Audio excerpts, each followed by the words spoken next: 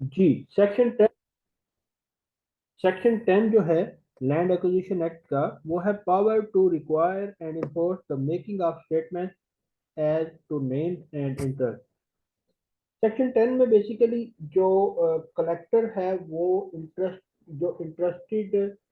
People होते हैं उनको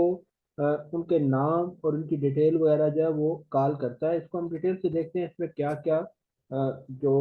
पावर्स हैं कलेक्टर की वो क्या कर सकता है सेक्शन 10 के तहत। कलेक्टर में also require any such person to make or deliver to him at the time a place mentioned as such time not being earlier than 15 days after the date of requisition,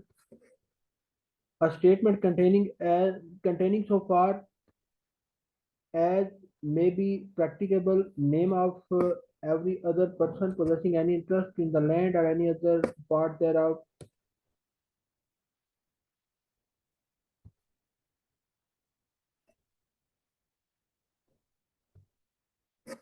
ji, section 10 में बताया जा रहा है कि जो collector है वो अ, किसी खास दिन को जो है ये डिटेल्स तलब कर सकता है कि कौन कौन इंटरेस्टेड पर्सन है, और इंटरेस्टेड पर्सन जो हैं उनकी डिटेल नाम वगैरह वो सारी चीज़ें वो लेकर जो है किसी खास जगह पर किसी खास दिन को वो बुला सकता है, ताकि वो लोग अपना क्लेम जो है वो लेकर आए और कहीं आप आके बताएं कि हम इंटरेस्टेड जो हैं इस लैंड में हैं जो कि एक्वायर की जा रही है। और इसमें फर्दर डिटेल से बताया जा रहा है कि जो 3 साल तक रिसीवेबल अगर कोई उस लैंड से कनेक्टेड रेवेन्यू है किसी को वो होना है, लेट्स सपोज फ्यूचर में 3 साल तक भी किसी को वो होना है अगर, तो वो भी इंटरेस्टेड पर्सन में जो है वो आ सकता है। तो इसमें टोटली या तो वो ज़मीन का मालिक होगा या ज़मीन का के साथ किसी तरह से भी जुड़ा हुआ जिसको ज़मीन से फ़ायदा हो रहा था वो क्लेम कर सकता है कंपनसेशन के। आप लैंड एक्वायर कर रहे हैं तो हमें कंपनसेशन दें। तो अगर ऐसा कोई भी बंदा है तो वो कलेक्टर जिस दिन तलब करेगा उनको वो लोग उधर अपनी एप्लीकेशन या अपना नाम वगैरह डिटेल देंगे कि हम इस रीजन की वजह से जो इंटरेस्टेड पर्सन जिन्हें शामिल है।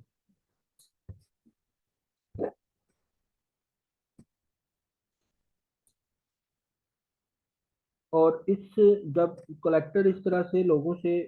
लाइक एप्लीकेशन जो है वो कलेक्ट करेगा, तो जो वो स्टेटमेंट या जो भी वो एप्लीकेशन जमा करवाएंगे सेक्शन 9 के तहत, वो ऐसे कंसिडर होगी कि वो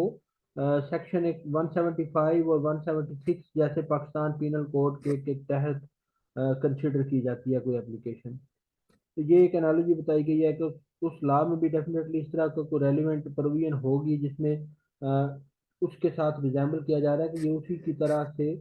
इस एप्लीकेशन को या स्टेटमेंट को कंसिडर किया जाएगा।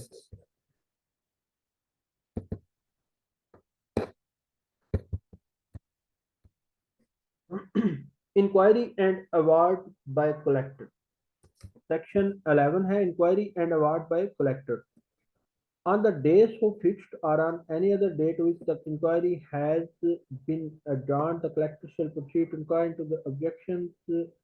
which any person interested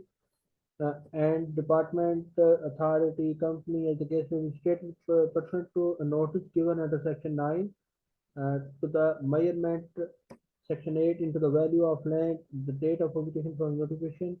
into the respective interest of the person claiming compensation and shall make the award under this land।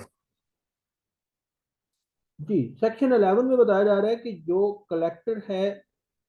जब लोग उसके पास अपने क्लेम लेके आएंगे कि ये हमारी कंपनसेशन है, और कलेक्टर जो है वो उसके ऊपर डिसीजन देगा। तो कलेक्टर, जैसा कि सेक्शन 10 में हमने देखा, कलेक्टर ने वो सारे लोगों की जो एप्लीकेशन या जो भी उनके जो उनके क्लेम्स थे कि वो इसमें पार्टिसिपेंट्स हैं वो सारे रिसीव किए। उसके बाद सेक्शन 11 के तहत जो कलेक्टर है वो इस मामले को जो है टोटली इंक्वायर करेगा। अगर किसी का कोई ऑब्जेक्शन होगा, यानी अगर तो कलेक्टर जो उसकी एस्टिमेटेड जो उसकी कंपनसेशन है वो फिक्स करता है। वो लोग अगर मान लेते हैं दैट्स ओके, वो तो एक सेपरेट मैटर है।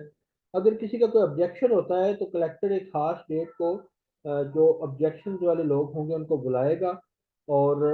उनके ऑब्जेक्शन सुनने के बाद उस जो भी कंपनसेशन या जो भी वैल्यू उसने फाइनल की होगी उसको वो डिसाइड करेगा ऑब्जेक्शन को दूर करने के बाद। और इसमें कोई भी इंटरेस्टेड पर्सन जो है उसको वो भी उसमें होगा, और डिपार्टमेंट या लोकल अथॉरिटी जो ज़मीन ले रहे हैं वो भी इसमें बुलाए जा सकते हैं, उनको भी तलब किया जा सकता है, कलेक्टर उनको तलब कर सकता है। तो ये सारे जो ऑब्जेक्शन जिसमें सुने जाएंगे वो किस किस नेचर के हो सकते हैं, ये नीचे सब पॉइंट में लिखा हुआ है। उसमें एरिया जो ज़मीन का है उसकी मेजरमेंट के बारे में हो सकता है कि वो इंक्वायरी की जा सकती है, कलेक्टर कर सकता है true area of the land. दूसरा पॉइंट है सब पॉइंट जो 11 सेक्शन का, the compensation which is in opinion should be allowed to the land. यानी जो कंपनसेशन है जो कंप्लेनेंट है उसकी नज़र में कितनी कंपनसेशन होनी चाहिए, इसको भी इस बात को भी कंसिडर किया जा सकता है। इस चीज़ पे भी एप्लीकेशन या ऑब्जेक्शन रेज किया जा सकता है। उस पर बेशक अल्टीमेट डिसीजन जो है वो कलेक्टर ही करेगा, लेकिन ये भी एक ऑब्जेक्शनेबल पॉइंट हो सकता है। और थर्ड जो ऑब्जेक्शनेबल पॉइंट हो सकता है, जो थर्ड पॉइंट 11 सेक्शन का सब सेक्शन 3 है, इसमें लिखा हुआ है कि जो लेट्स सपोज एक जमीन के टुकड़े के अगेंस्ट मिला 1 करोड़ गवर्नमेंट की तरफ से, तो वो उस जमीन के टुकड़े में 5 हिस्सेदार हैं। उन हिस्सेदारों को किस किस तनासब से वो रकम जो है डिवाइड होगी, अपोर्शनमेंट इसको कहते हैं, ये थर्ड पॉइंट जो है। तो इसके ऊपर भी ऑब्जेक्शन हो सकता है, तो उसके के ऊपर जो कलेक्टर है वो इंक्वायरी करेगा।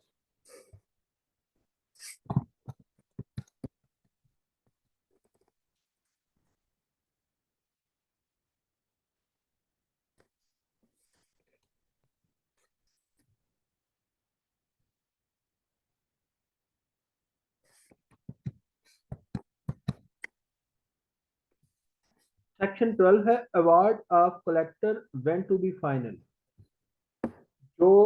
कलेक्टर ने एक खास अमाउंट कंपनसेशन की या कोई जो अवार्ड उसको कहेंगे, वो जो डिसाइड किया होगा वो फाइनल कब तस्वर किया जाएगा। देखते हैं इसको। सच award shall be final in the collector's office and shall accept as hereinafter provided be final and conclusive evidence between the collector and a person interested whether they have respectively appeared before the collector or not, of the true area and value of the land and the apportionment of compensation among the persons interested। जब objection सुने जा चुके होंगे, collector objection सुन चुका होगा, उसके बाद चाहे कोई बंदा जो है वो कलेक्टर के पास पेश हुआ या नहीं हुआ, ऑब्जेक्शन दूर होने के बाद जो अवार्ड है या कंपनसेशन है वो फाइनल समझी जाएगी, और उसके एवज जो लैंड है वो फिर डेफिनेटली गवर्नमेंट की प्रॉपर्टी समझी जाएगी। यानी ये इनफ एक एग्रीमेंट होगा between collector and interested person. Interested person याद है ना आपको, जो जमीन में किसी तरह से भी इंटरेस्टेड होते हैं। Collector shall give immediate notice of his award to such of the person trusted or as are not present personally or by their representative when the award is made। जब अवार्ड फाइनल हो चुका होगा, section 12 sub section 2 के तहत collector जो है वो immediately एक नोटिस जारी करेगा,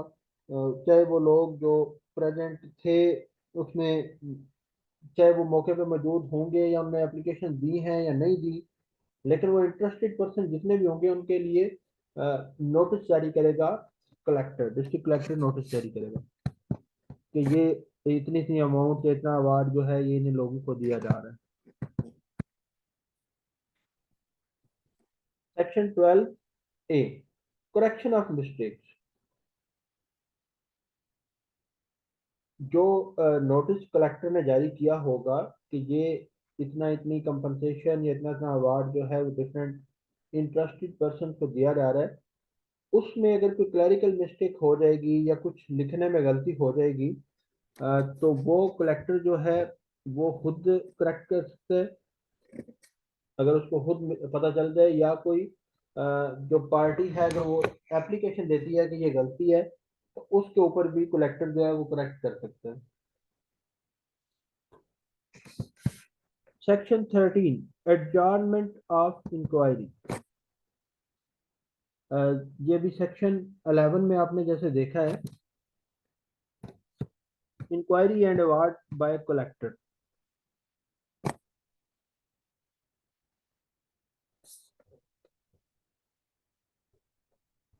जो सेक्शन 11 में हमने देखा है कि इंक्वायरी करता है कलेक्टर जब कोई ऑब्जेक्शन रेज होते हैं। सेक्शन 13 में बताया जा रहा है कि वो इंक्वायरी जो ऑब्जेक्शन के ऊपर कलेक्टर ने करनी होती है, collector may for any reason he thinks fit from time to time adjourn the inquiry to day to be fixed by him. वो लाजमी नहीं कि फौरन ही इंक्वायरी करे, वो किसी अगले दिन के लिए इंक्वायरी को पेंडिंग भी कर सकता है और जान भी कर सकता है। जैसे कोर्ट में केसेस लगे होते हैं और वो जज जो है अगली तारीख डाल देते हैं, तो जो कलेक्टर है वो भी अगले किसी दिन के तक मुलतवी कर सकता है और जान कर सकता है कि तब इंक्वायरी जो है वो की जाएगी। Section 14, power to summon and enforce attendance of witness and production of documents. Section 14 में जो चीज़ बताई जा रही है वो ये है कि जैसे अदालत जो है किसी भी केस के मुतलका लोगों को तलबी भेजकर, समन भेजकर, यानी एक लेटर होता है जिसमें लिखा होता है कि आप हाजिर हूँ इस केस के मुतलक, तो इस तरह से तलब कर सकती है, कर सकता है जो कलेक्टर है वो रेलिवेंट पार्टीज को, इंटरेस्टेड पर्सन को, और रेलिवेंट जो रिकॉर्ड है वो भी तलब कर सकता है कलेक्टर। उसके पास ये पावर ऐसे ही होंगी जैसे किसी भी सिविल कोर्ट में किसी केस में हुआ करती है। Section 15, matters to be considered and neglected. In determining the amount of compensation, the collector shall be guided by the provisions contained in section 23 and 24. कौन से मैटर्स जो है वो कंसिडर करने हैं, कौन से नहीं करने, और फर्दर इसकी जो डेफिनेशन है इसमें ये बताया जा रहा है कि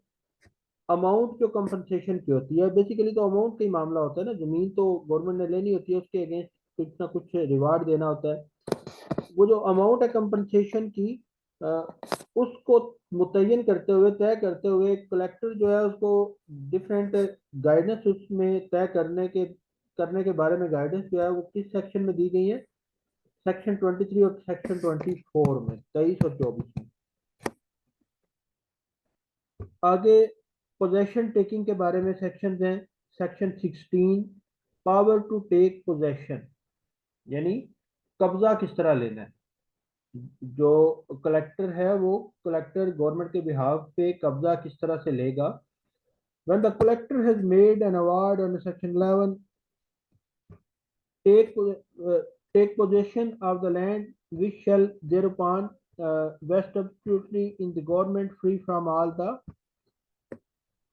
अच्छा, इसमें सेक्शन 16 में बताया जा रहा है कि जब कंपनसेशन की अमाउंट, या जिसको अवार्ड भी कहते हैं, वो पे कर देता है, दे देता है कलेक्टर इंटरेस्टेड पर्सन को, तो उसके फौरन बाद वो जमीन का कब्जा जो है पोजेशन ले लेगा।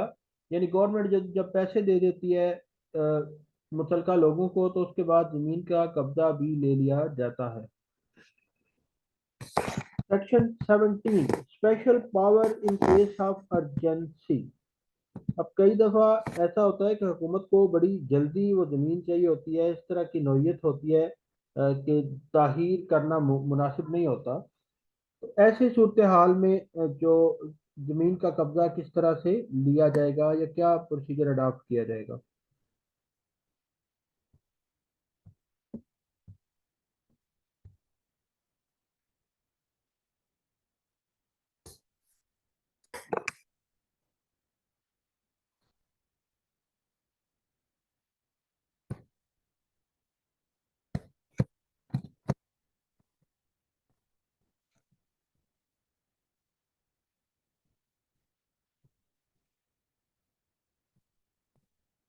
सेक्शन 17 का जो सब सेक्शन 1 है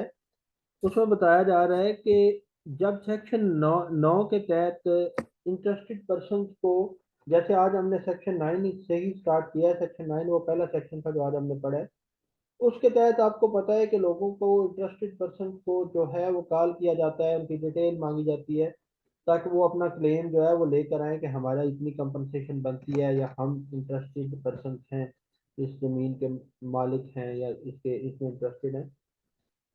जब वो सेक्शन 9 के जो सेक्शन 9 का सब सेक्शन 1 है उसके तहत जब ये पब्लिश हो जाता है नोटिस लोगों के, लाइक वो दरखास्तें समझ ले या उनके क्लेम कलेक्ट करने का, जब ये अनाउंसमेंट हो जाती है उसके 15 दिन के बाद, वो जो नोटिस है उसके 15 दिन गुजर जाने के बाद किसी भी टाइम हुकूमत जो है, चाहे अभी पेमेंट नहीं हुई लोगों को, उनके क्लेम के जो है उसके अगेंस्ट रिवार्ड नहीं मिला, उसके बावजूद भी हुकूमत जो है वो पोजेशन ले सकती है ज़मीन की जहाँ पे अर्जेंट केसेस हों। यानी कलेक्टर जो है वो ज़मीन की जो पोजेशन है वो कब्जा ले सकता है।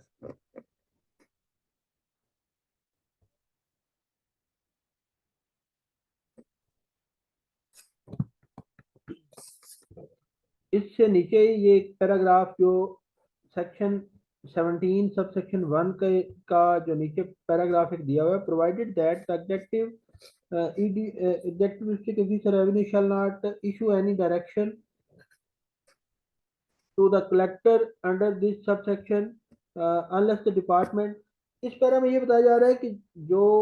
एग्जेक्टिव डिस्ट्रिक्ट ऑफिसर रेवेन्यू है वो तब तक कलेक्टर को ये ऑर्डर पास नहीं करेगा इस तरह से ज़मीन का कब्जा लेने के विदाउट पेमेंट ऑफ कंपनसेशन, तब तक ऐसा नहीं करेगा जब तक मुतलका महकमा जिसको ज़मीन लेके देनी है उनसे एस्टिमेटेड जो कास्ट है वो रिसीव ना कर ले।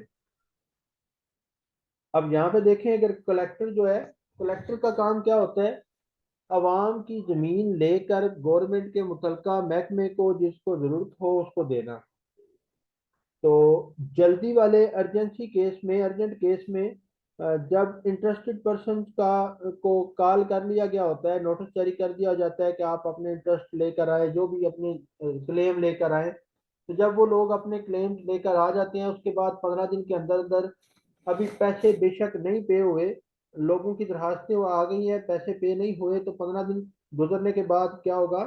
15 दिन गुजरने के बाद, अंदर अंदर नहीं, 15 दिन गुजरने के बाद, उस नोटिस से 15 दिन गुजरने के बाद, जो दरखास्तें लेने वाला नोटिस है उसके, उससे 15 दिन गुजरने के बाद अभी पेमेंट नहीं की कलेक्टर ने, फिर भी वो पोजेशन कब्जा ले सकता है।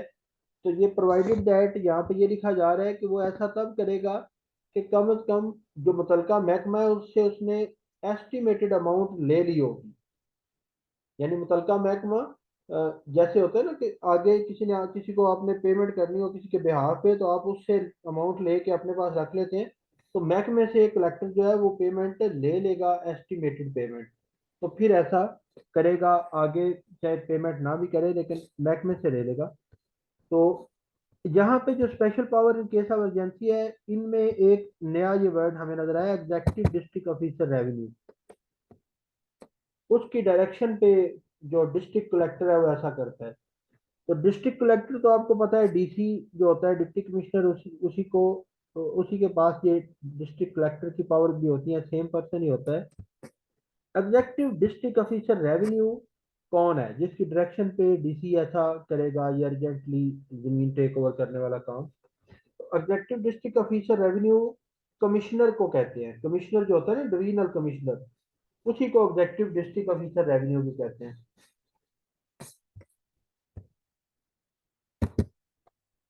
सेक्शन 17 का सब सेक्शन 2, इसमें फर्दर जो है ये बताया जा रहा है कि अगर कोई दरिया वगैरह वो अपना रुख जो है बदल लेते हैं और अर्जेंटली लैंड एक्वायर करना पड़ जाती है,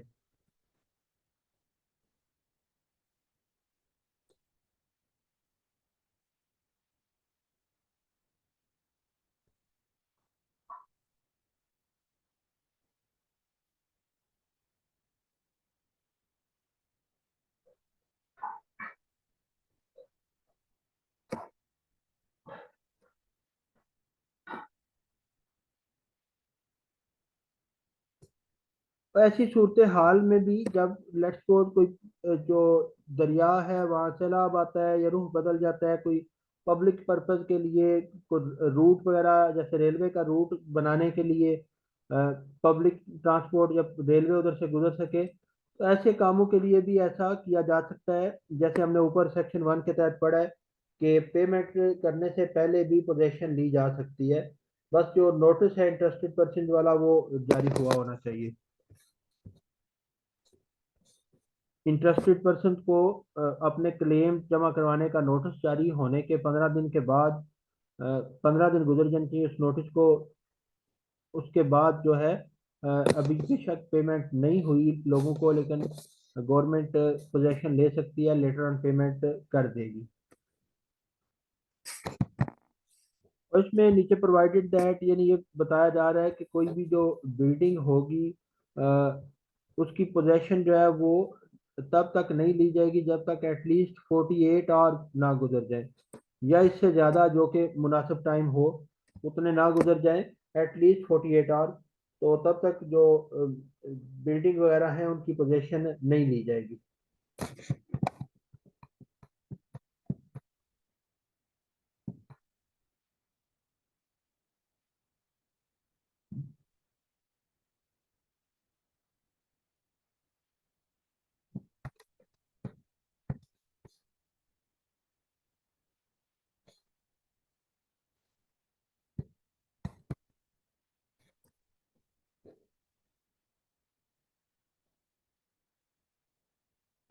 अब ये सेक्शन 3 में बताया जा रहा है, in every case where either the proceeding subsection of the collector shall at the time of taking possession offer to the person interested compensation for the standing costs for the land for any damage sustained by caused by such an, जैसे अचानक जो है urgently land की position ली जा रही है, तो जो वहाँ पे फसल वगैरह खड़ी होगी उसको नुकसान जो होगा वो भी क्लेम किया जा सकता है, कंपनसेशन उसकी भी ली जा सकती है, जो इंटरेस्टेड पर्सन है वो क्लेम कर सकते हैं।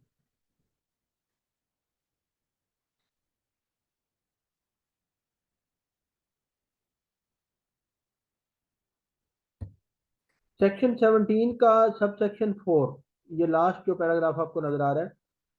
इसमें ये बताया जा रहा है कि जब इस तरह की सिचुएशन होगी, अर्जेंट सिचुएशन, और एग्जेक्टिव डिस्ट्रिक्ट ऑफिसर रेवेन्यू जो कमिश्नर को कहते हैं, अ, वो इस ओपिनियन में होगा, उसका ये ख्याल होगा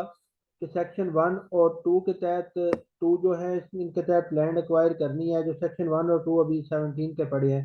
सेक्शन 17 के सब पॉइंट सब सेक्शन 1 और 2 के तहत लैंड एक्वायर करनी है, तो वो उस सूरत हाल में ये भी डायरेक्ट कर सकता है कि जो लैंड एक्विजिशन एक्ट का सेक्शन 5 और 5A है, वो अप्लाई ना किया जाए। याद है ये इस एक्ट का सेक्शन 5 और 5A? मैं बता देता हूँ। सेक्शन 4 था एक प्रिलिमिनरी नोटिफिकेशन के ये लैंड एक्वायर की जा रही है। सेक्शन 5 में बताया गया था, 5 और 5A में,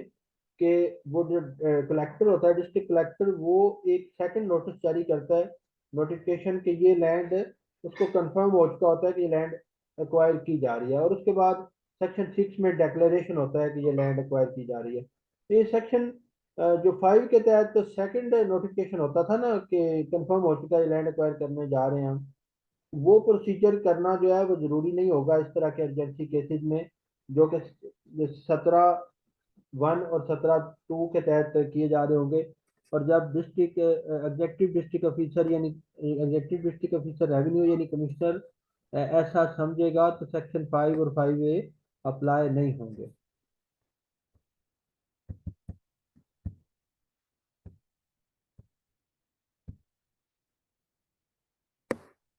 रेफरेंस, ये पार्ट 3 शुरू हो चुका है। Reference to court and procedure thereon, यानी कोर्ट को मामला कब जाएगा, किस तरह से जाएगा, और उसके ऊपर प्रोसीजर क्या होगा।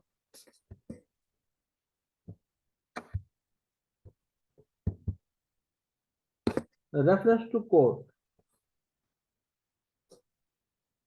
रेफरेंस टू कोर्ट तब जाएगा जब कोई बंदा जो कि डिस्ट्रिक्ट कलेक्टर जो है उसने जो उसको कंपनसेशन या रिवार्ड दिया है, अवार्ड जो जो उसने दिया होगा वो एक्सेप्ट नहीं करता, वो उसके डिसीजन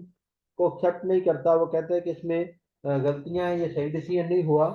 तो वो बंदा जो है वो कोर्ट में जा सकता है, कोर्ट में वो अपील कर सकता है। और ऐसी सूरत हाल में तरीकाकार क्या होगा, वो ऑब्जेक्शन किस तरह से रेज करेगा, कहाँ पे एप्लीकेशन देगा, ये सारा हम देखते हैं।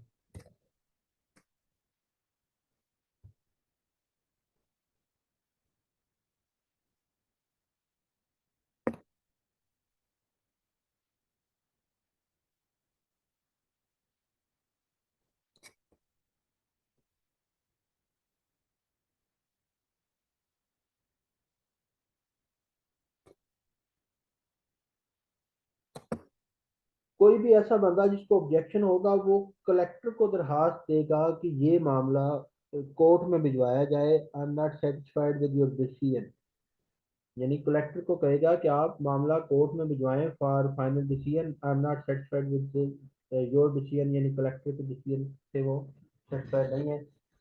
ऐसी सूरत हाल में ऑब्जेक्शन जो भी होगा उस बंदे का वो साथ लगाएगा। ऑब्जेक्शन हो सकते हैं like measurement of land, amount of compensation,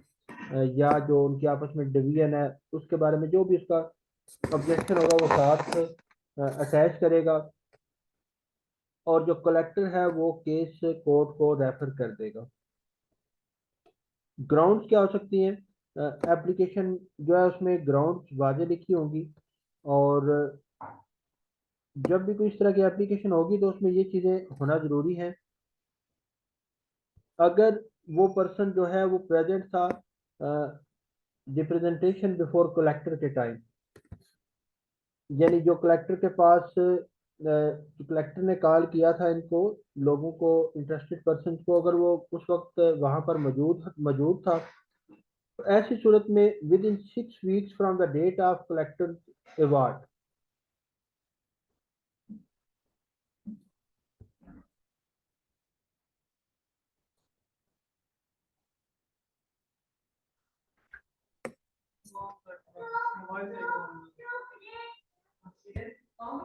ये जो दो टाइम की प्रोविजंस हैं, सेक्शन 18 सब सेक्शन 2, और उसका उसकी जो फर्दर डिवीजंस हैं ए एंड बी, इनको थोड़ा हम डिटेल से देख लेते हैं। If the person making it was present or represented by the collector, represented before the collector at the time when he made his award within 6 weeks from the date of collector's award। अगर कोई ऐसा बंदा जो कि जब award दिया जा रहा था कलेक्टर की तरफ से उसके पास पेश हुआ था, या उसका रिप्रेजेंटेटिव भी पेश हुआ था, तो ऐसी सूरत में 6 जो वीक्स हैं उनके अंदर अंदर जो कलेक्टर का अवार्ड है वो जारी होने के 6 वीक के अंदर अंदर कोई बंदा फर्दर कोर्ट में अपील में जा सकता है, कोर्ट में अपील में जाने के लिए प्रोसीड कर सकता है। और पॉइंट बी में देखते हैं, in other cases with in 6 weeks of receipt of the notice from the collector under section 12 subsection 2 or within 6 months from the date of the collector's award, whichever period shall first expire। दूसरी सूरत में वो बंदा अगर collector के पास मौजूद नहीं था, पेश नहीं हुआ था, और कलेक्टर ने खुद ही अवार्ड कर दिया जो भी कंपनसेशन थी, तो या तो वो 6 मंथ जो अवार्ड मिलने के बाद उनके गुजरने के अंदर अंदर, एक सूरत तो ये है, या फिर जो नोटिस कलेक्टर की तरफ से उसको रिसीव हुआ था, या कलेक्टर ने नोटिस जारी किया था, बल्कि इसको जो रिसीव हुआ था कलेक्टर की तरफ से नोटिस से कौन से सेक्शन के तहत, सेक्शन 12 के तहत। याद है सेक्शन 12 के तहत क्या नोटिस जारी हुआ था? सेक्शन 12 के तहत ये नोटिस जारी हुआ था कि जो इंटरेस्टेड पर्सन हैं वो अपने क्लेम, अपने एप्लीकेशन नेम वो लेकर